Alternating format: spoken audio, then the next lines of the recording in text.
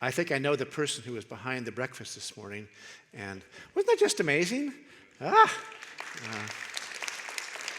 We all have tried to make scrambled eggs in our own different kinds of ways, but I was just like, you did it like that, and it was like just the right substance and texture and smoothness and a little bit liquidy, but not completely, and just like, and all the good bacon and sausage in the world. So, well, this second session, our story, my story, on learning to read the Word and to read the world at the same time. What and why and how in these three different ways, addressing this over the course of our few hours together. And right now for the second one is the question of why. Understanding the world and our place in it, without having any conversations with Bob or with Craig about the themes of the congregation at this season of its life. What I've put up here, Craig, is a lot like what I heard you say this morning. You're approaching as a congregation, trying to think about for these next months as a whole people here. So, yeah. One of my dearest friends in my whole life is a man named Davy Noggle, or David Noggle as he was born to be. But Davy grew up in the DFW world, mostly in Fort Worth in his boyhood years, up into being a young adult, and played catcher on the high school baseball team, and young life from beginning to end, and young life after college, and then he went off to Dallas Theological Seminary, DTS as you call it here, and did very well. It was a young life full of a love for God and for people, and heart for Jesus from beginning to end in his life. But took his theological studies with surprising seriousness and did very well at them, and then decided, I think I'll just stay around for a few more years if they keep me, and I'll do a doctorate in theology, because he was that kind of a person, and did all that, and his theology deepened and broadened and grew and became richer over the course of those years, and then, he decided to do a PhD in philosophy too, one of your great universities here in Texas, and so here he is, this unusually, unusual person, young life all day long, his heart always that way, and yet both a doctorate in theology and philosophy, before he's too much of an adult. Teaches for 30-some years at Dallas Baptist University. In some ways, I always thought about Davy teaching at DBU as being kind of like a big irony with a capital I. I thought, these good people in Texas who, mostly Southern Baptists as they would have been, of course, sending their young daughter and son off to DBU to be a student, not going to go to that other Baptist school, which might be, I'm not quite sure about, but DBU, they're going to be solid, aren't they? And, and here all of a sudden, in the first course they get at DBU is a course on thinking as a Christian, on worldview. And Davy, begins with Augustine and kind of walks them through this whole idea of learning to think and be and do as a Christian in the whole of your life with remarkable winsomeness, remarkable insight in a way which earned him the love of thousands of students over his years there. His dear wife, Demi, is here with us this morning. And about 5 years ago, I was actually speaking at DTS in the beginning of the school year one year, and I called Davy a couple weeks before, and I said, I'm coming to your hometown, Davy, can we have dinner together? It could be Tex-Mex, I said, if you want that, but I'd really like a real Mexican restaurant, please. He said, I'll pick one out, and we had dinner together that night, and because I've known him so well for so long, I just thought, in the course of the conversation, there were a couple of things were sort of off a little bit, thinking, but he was my dear friend. I thought, well, okay, I could be off too sometimes. And a couple months later, Davey called me and said, Steve, I've been diagnosed with a disease I'm going to die from. And for all this, sort of wonderful intelligence and seriousness and, giftedness, his brain stem was beginning to deteriorate. And it was a terrible, terrible affliction to have. And it took a long time. And Demi, his dear, dear wife, cared for him all throughout that time. And over last year, especially when he was beginning to come closer and closer to the door of death, she was there with him all day long, week after week. And he had asked me if I would give the eulogy for his funeral, which I said to Demi, I don't want you even to say those words, Demi. I don't want to hear those words from you. But I said, yes, I will. So I flew down in July, and probably the first flight I'd taken in months and months of my life to Dallas, and spent a weekend with Demi and friends and family, and did my best to honor my dear friend and Demi's dear husband. One of the great contributions Davy made globally, and I'm going to say that word with great seriousness, globally, was to the question of what is a worldview like? What is it about? And I would use this language with complete seriousness, people. Davy Noggle wrote the definitive book in the whole world on the nature of worldview. So what is worldview? Well, just to turn it over on its head a little bit, it's the way we view the world. Simply said, it's the way we view the world. How do you make sense of the world? What do you make of the world anyway? What do you believe about the world anyway? And Davy did the definitive book in the whole world on this question. Some years ago, I was asked to speak at the Beijing Film Academy in China on things I think about, and I knew Davy's book had been published by Beijing University Press, so I told the folks, I'll come, but I want you to invite my friend Davy to come too, so talk to the Beijing University and see if they'll invite him to be part of this. And we went to Beijing together for about a week, had a wonderful time together, and one of the great insights deeply written into Davy's understanding at the heart of the book is that we are cardio-optic people. Cardio-optic people. Now think about that. Cardio, a cardiologist does what? Well, you know that word. It's our heart, isn't it?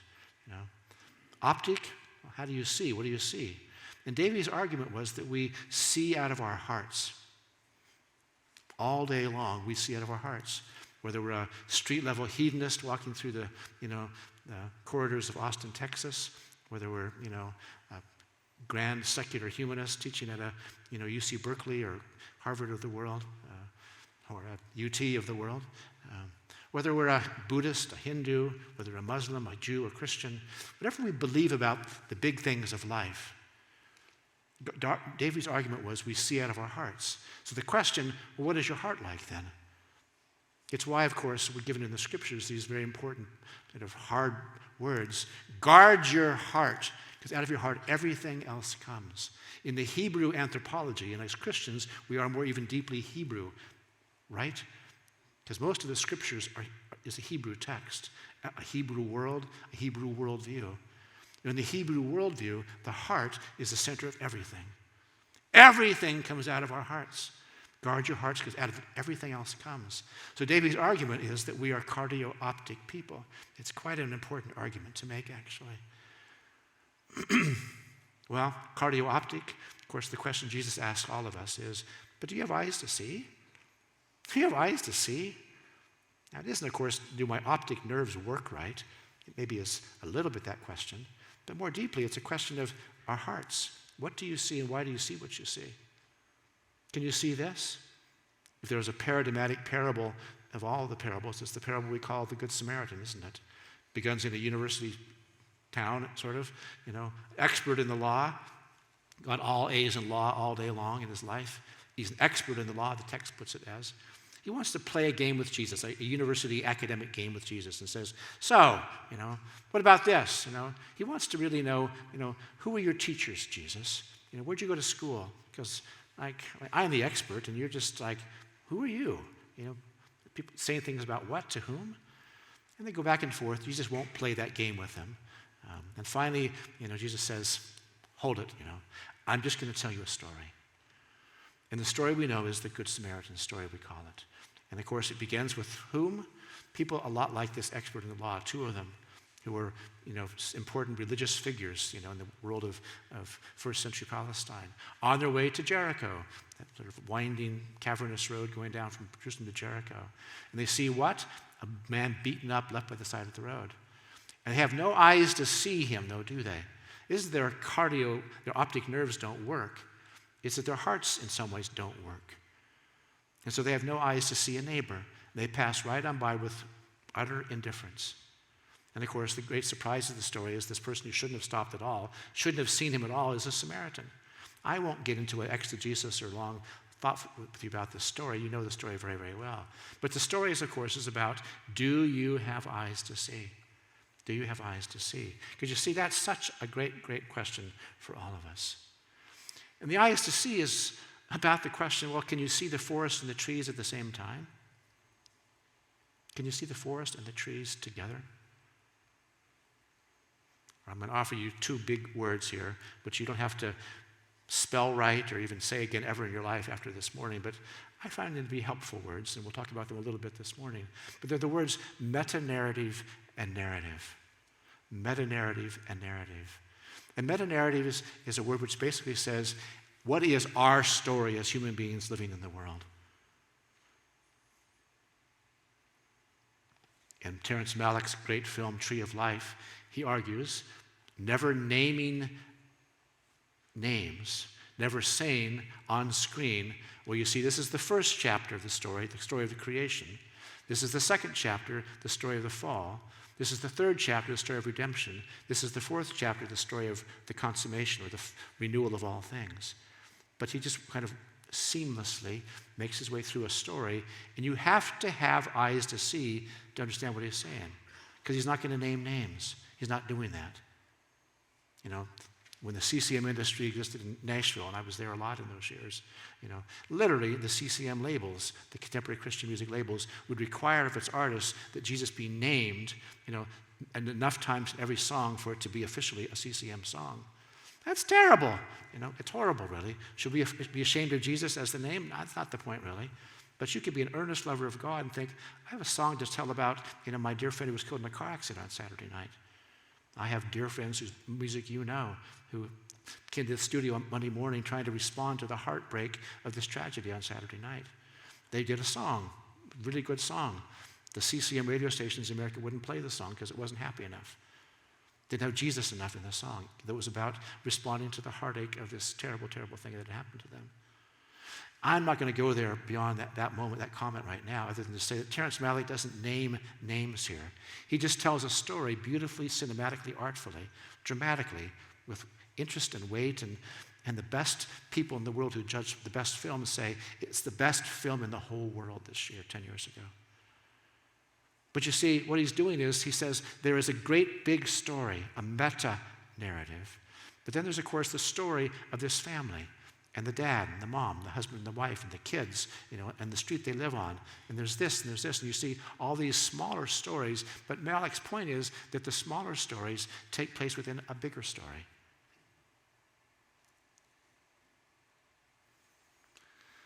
Meta-narrative and narrative.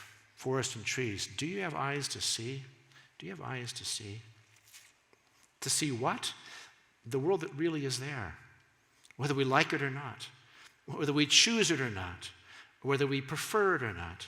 Or whether we believe in it or not. There's a world that really is there, brothers and sisters.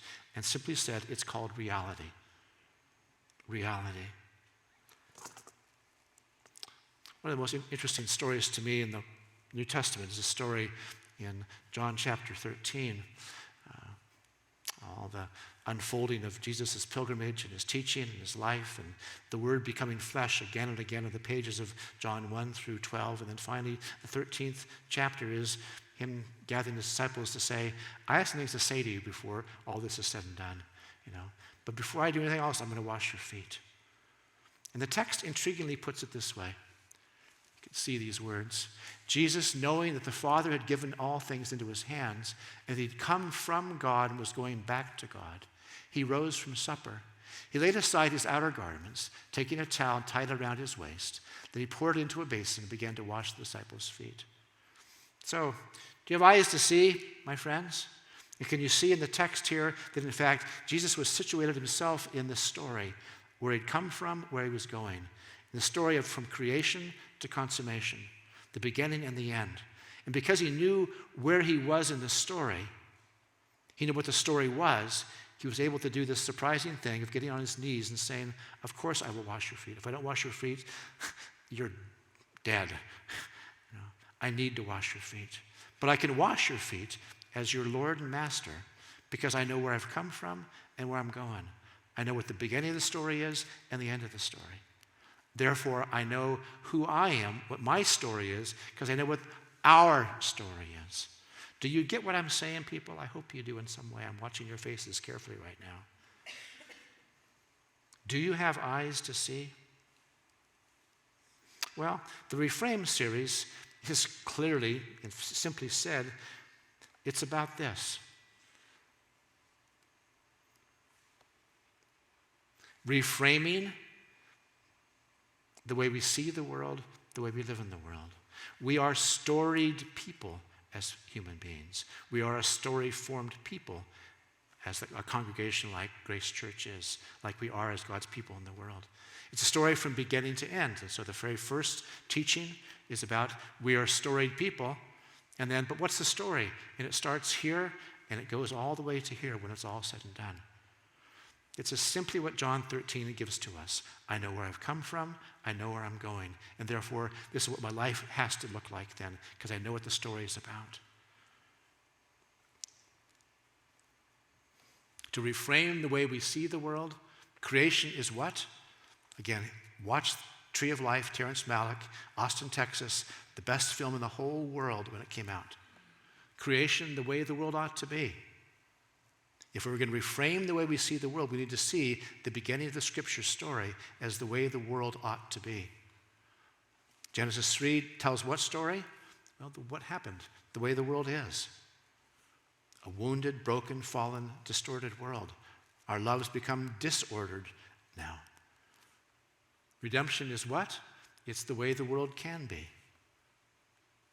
And the consummation, the way the world will be. So if we're going to reframe our way of seeing the world, we're going to reframe it according to these four great moments of redemptive history. The way the world was supposed to be, the way the world is, the way the world can be, should be, could be, the way the world someday will be. And I'm only saying to you, I'm sort of teasing this out a little bit for you, but I want you to hear that my argument is clearly the one that is reflected in John chapter 13. Jesus could do what? Deep in his own sense of vocation as Savior of the world was to get on his knees, take off his outer garment, to say, of course I need to wash your feet. Why? Because I know where I've come from and I know where I'm going. I know what the story is.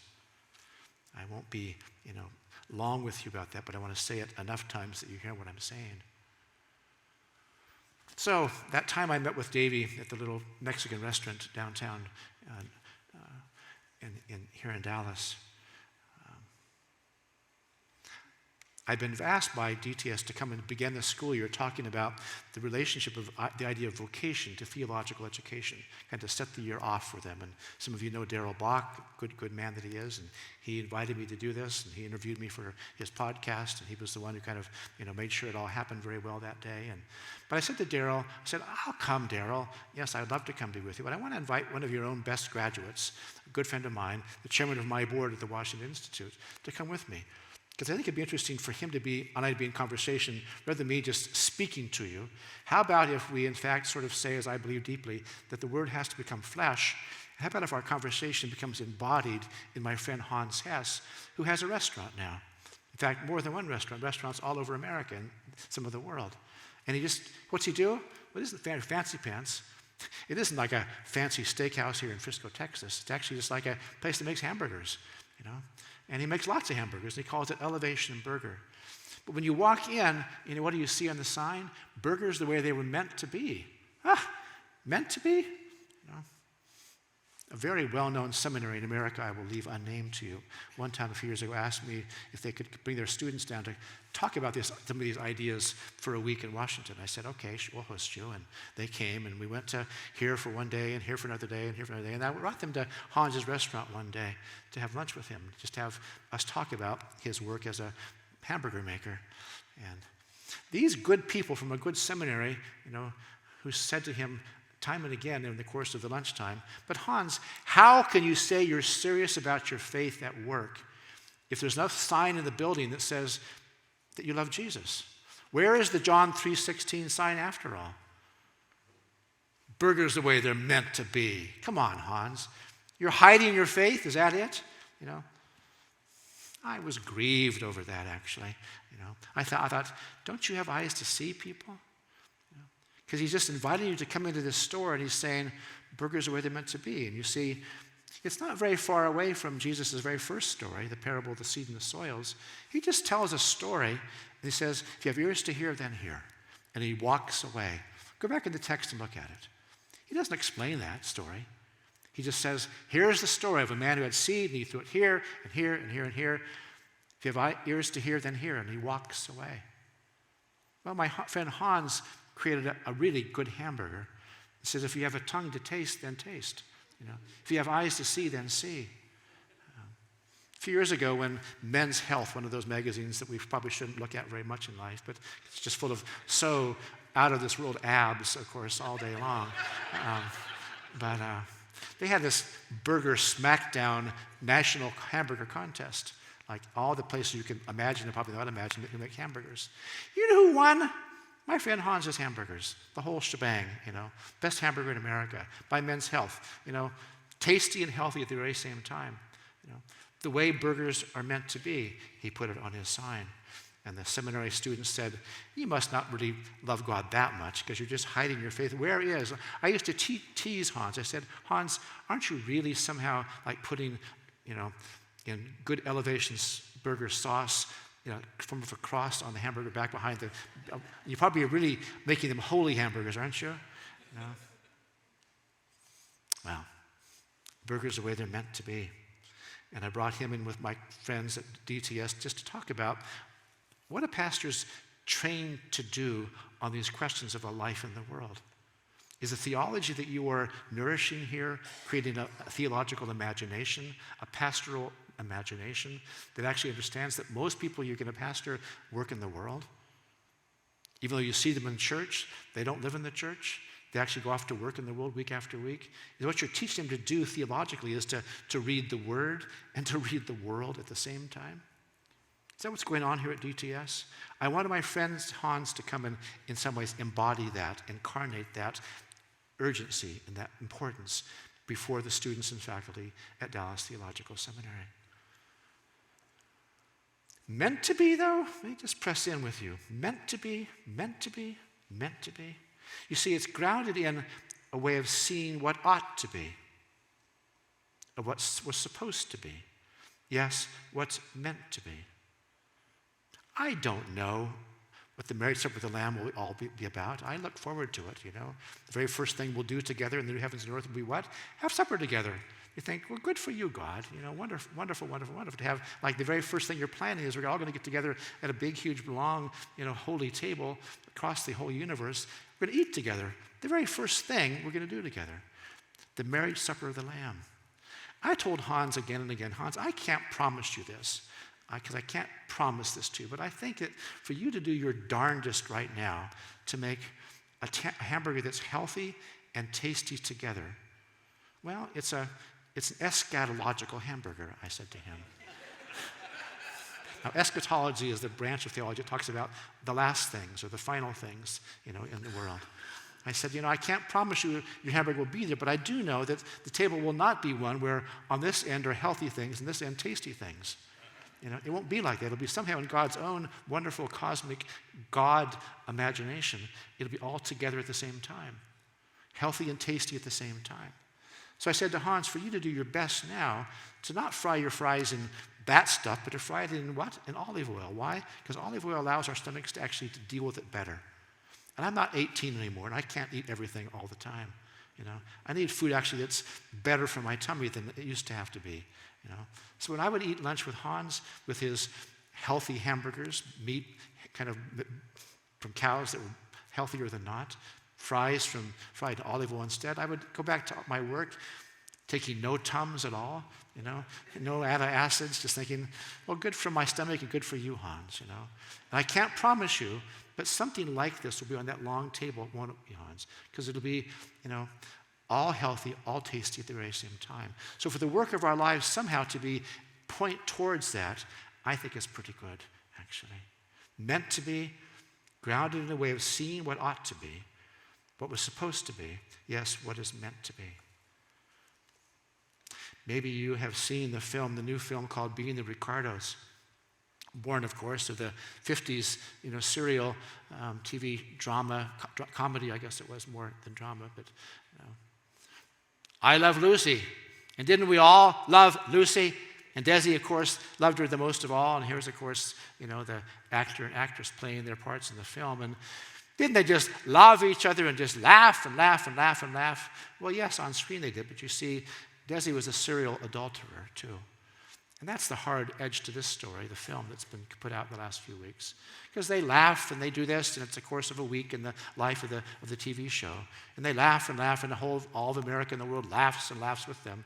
I love Lucy. We love Lucy. But the very last part of the story is, and then they divorced, of course, when, finally she couldn't deal any longer with his philandering, his adultery. She just couldn't take it anymore, really. I won't dig into that other than just to note what a sad story that actually is.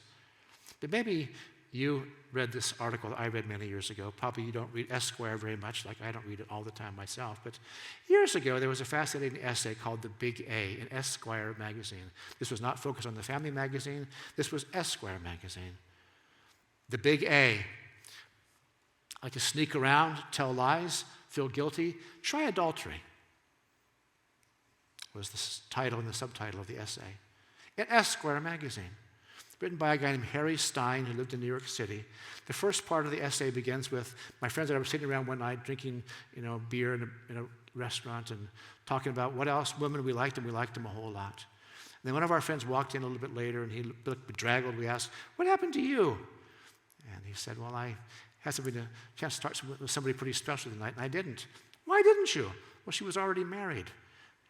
And they said none of us laughed, because we all really knew what was going on. He goes on in the essay for, a while, never, ever, ever, ever mentioning God, the Ten Commandments, Mount Sinai. But the very last paragraph, he says something pretty close to these words. "We have 7 millennia of human history to draw upon, and the evidence appears conclusive that duplicity, no matter who's involved, makes everyone involved feel rotten. The alternative, nurturing trust and commitment, excuse me, dear church people, is a hell of a lot more work. But what choice do we have?" End. Period. In Esquire, I'm only saying to you people that there's a way that the world is meant to be lived in. And if you have eyes to see, even if you're not naming Jesus as Savior and Lord, if you're an honest human being, you're going to see that. Because there's a way the world, in fact, is meant to be lived in. The big A, like to sneak around, tell lies, feel guilty, try adultery. If you have ears to hear, then hear. If you have eyes to see, then see.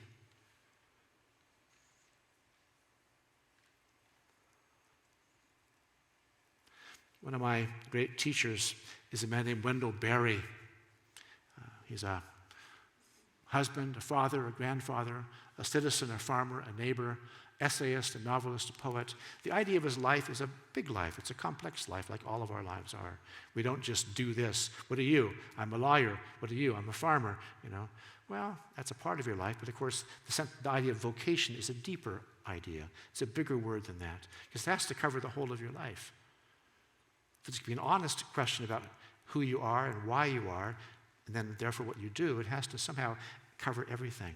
I live in a city called Washington where you can imagine what career you have is a pretty paramount question, because in some ways it's judging, well, how important are you?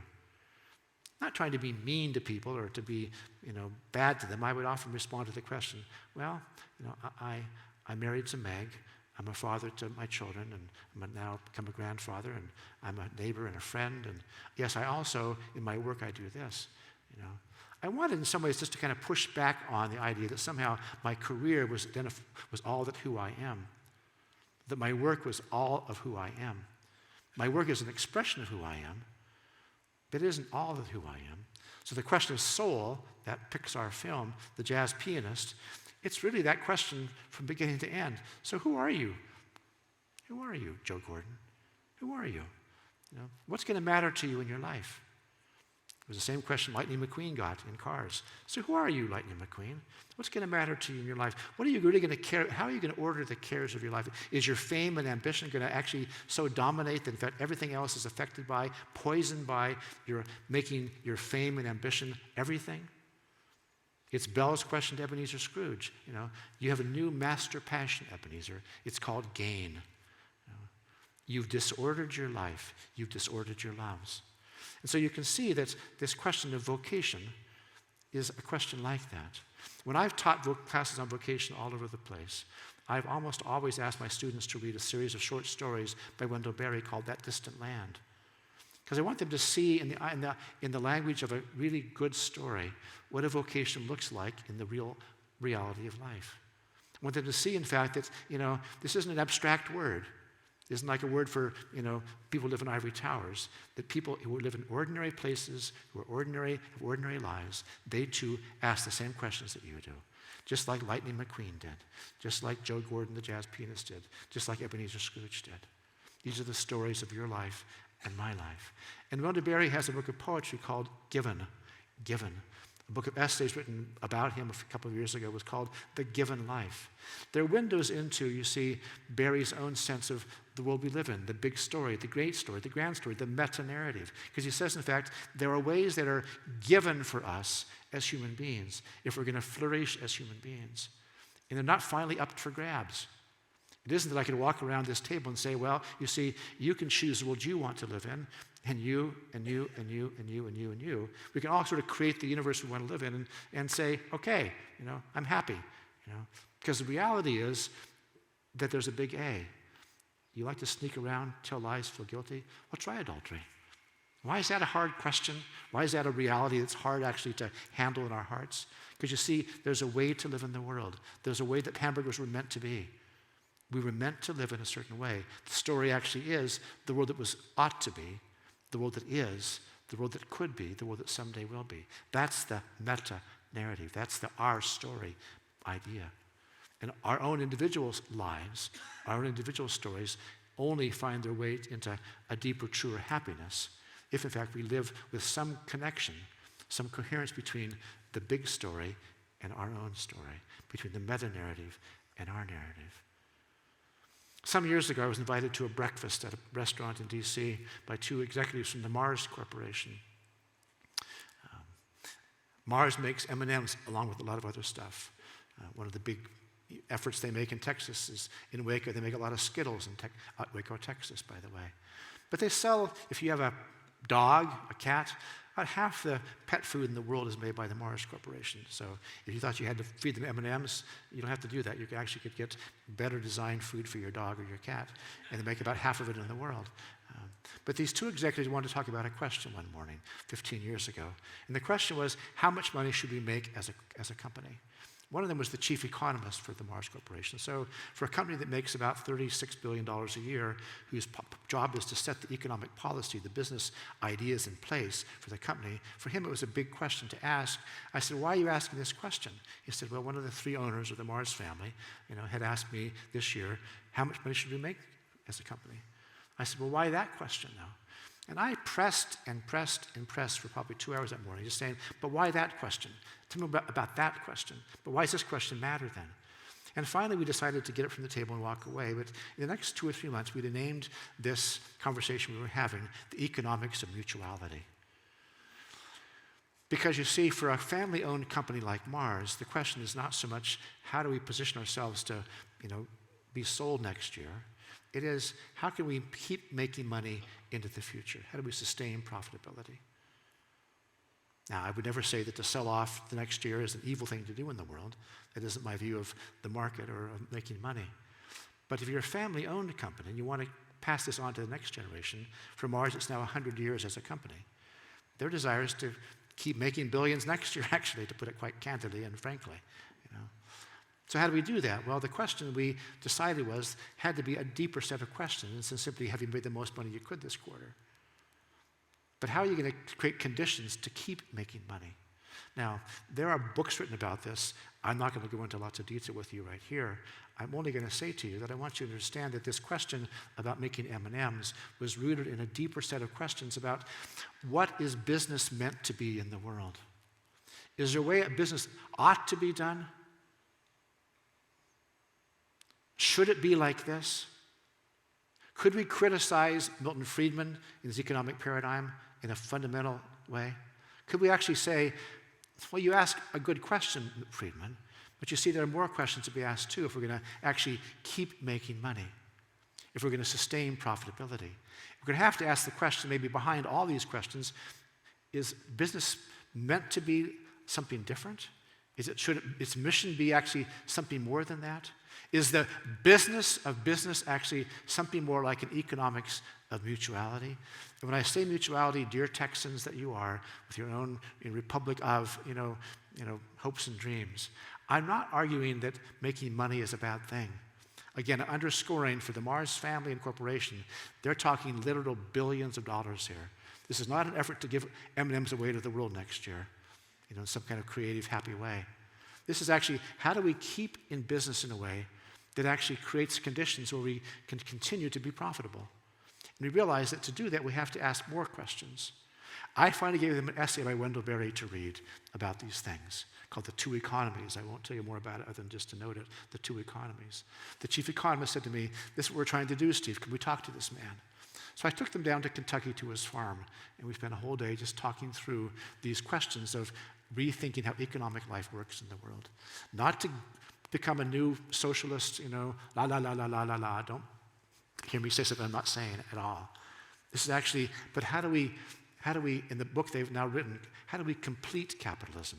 That's the title of the book, Completing Capitalism. Heal business to heal the world. Because we were wanting to ask questions which, in fact, made us go into directions and consequences and thinking that we'd not gone in. At the end of the day, with Barry, he put it like this to us. You see, if you want to make money for 1 year, you ask certain questions, don't you? If you want to make money for 100 years, you have to ask other questions. And our project was clearly in the language of, we want to keep making money for a long time. What are the questions we need to be asking? I put it very, very personally to you in the room here around these tables. You'll be married for a year, you ask certain questions, don't you? For 25 years, other questions. 50 years, other questions. It's the same idea. Because why is that? Because you see there's a givenness to human life under the sun. There are contours to our existence as human beings. There are meant-to-bes in this world that God made. And we have to find our way somehow into a longing to understand the meant-to-bes in God's world. We've called this, this name, it's now in a partnership with Oxford University's business school called the Said School of Business. So if you were to do an MBA at Oxford, you'd be taught the economics of mutuality now. And a lot of my life these days actually is working on this project with the Mars Corporation in these days and months of my life now. Why do I do that? Because I so much believe in, I so much long for, to be part of something God is doing in the world that is slowly, slowly trying to create a meant-to-be in life. One of the ironies of the last century and a half, I suppose, were that Friedrich Nietzsche, the great, atheist, secular philosopher, who said, God is dead and meaning is dead and morality is dead, get over it, let's grow up now. He did say these words, those who have a why to live can bear with almost any how, which is quite a profound insight, actually. Viktor Frankl, better known to most of us, who wrote, Search for Meaning, a Holocaust, survivor, which is a hard 2 words to put together, went through terrible, terrible things in 4 different concentration camps in those years of the 1940s in Europe. His wife died, parents died, were killed. He lost his health, but he came out and he wrote this book, Man's Search for Meaning. And he is better known for having said these words, though he's actually quoting Nietzsche, interestingly. Those who have a why to live can bear with almost any how. Well, I've said that these 3 sessions this morning are about what, why, and how. And you see, the idea of why is rooted in this question of, so what's the story we live in? What's the world all about anyway? Is there actually a story that makes sense of the world I live in? Makes sense of the hopes I have, the longings I have, the loves that are mine? Is there a way for my loves to be ordered in a way, in fact, that is more consonant with, more connected to, more coherent with the world that God actually made? Is that a possibility? Well, I think it is. But I would say that, in fact, it's always going to be signposts. Always signposts that we work at. I would never, ever say to anybody that my work on this M&M's mutuality project, that heaven will finally come to earth here. My friend Hans, with all the good hamburgers he made in the world, it was never as if somehow heaven came to earth finally and fully, in his hamburgers. We just don't do it that way. It's a proximate world after all. So for me, it's actually worth working toward a signpost of the way things should be. I think that's worth my life. A signpost does what? It points us in the direction of. It reminds you you're not there yet, but it says you're on the right way. And so for your marriage to be a signpost in this watching world of the way marriage could be and should be and can be, well, thanks be to God. For the business you have to be a signpost of the way business could be done, should be done, might be done, can be done, well, thanks be to God.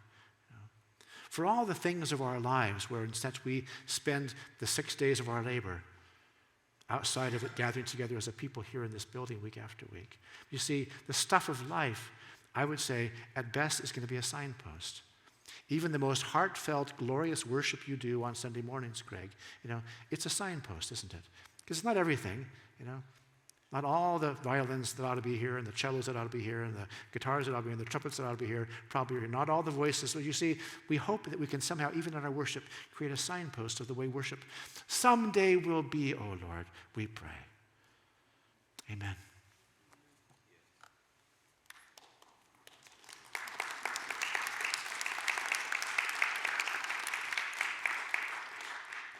Well, there's another question to ask, I think. Yes, correct. We have we'll take a break here and actually talk around our tables and gather again in 20 minutes. So we'll have a question here to talk about, and then if you need to take a break, get a snack, please feel free to. So you want to tell us the questions there?